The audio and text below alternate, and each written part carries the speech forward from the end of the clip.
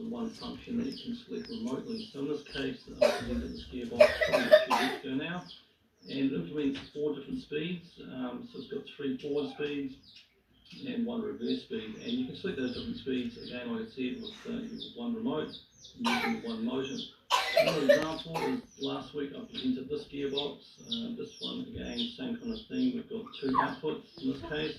Each output can be individually selected and individually driven, and not only forwards but also backwards. So you can select from each one, forwards or backwards, and again a single motor and a single remote control. So I'll continue that theme this week. This time I've built a tank, and again this tank's just got a single motor, a single remote control panel, and it implements driving both forwards, backwards, turning left and turning right, just again using this, just the one motor and a remote control selection system.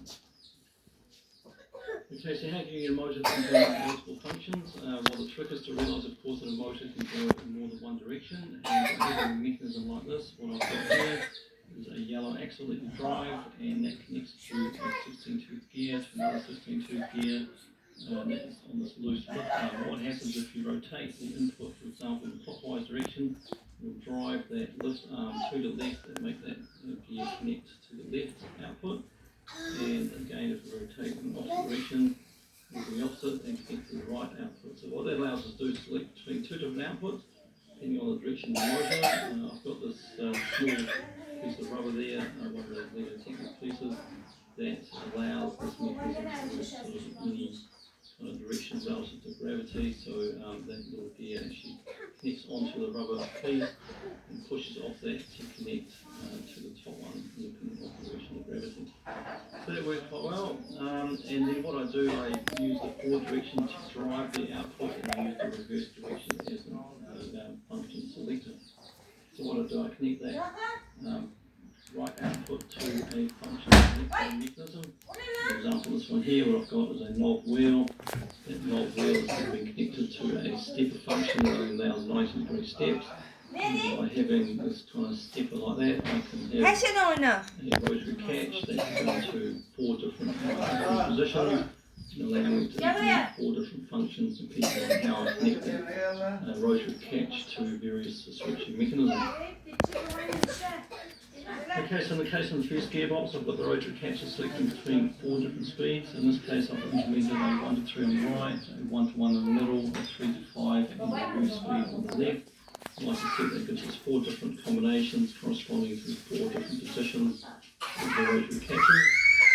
Same with the second gearbox, again, it's pretty much got 4 combinations of the rotary catch in the middle there that's selecting between the 2 outputs on the left here, so you can select either driving the top output or the bottom output, and you can select it to drive either forward or backwards. So again, this is 4 combinations, 2 outputs times 2 directions. In the case of the tank, it's kind of similar to this gearbox. We've got 2 outputs, we've got each of the tracks that we're going to be driving. However, the difference is, in the case of the tank or a tracked vehicle, you want pretty much want both of the tracks to be going at the same time in 4 different combinations. So, for example, you've got a tracked vehicle like this.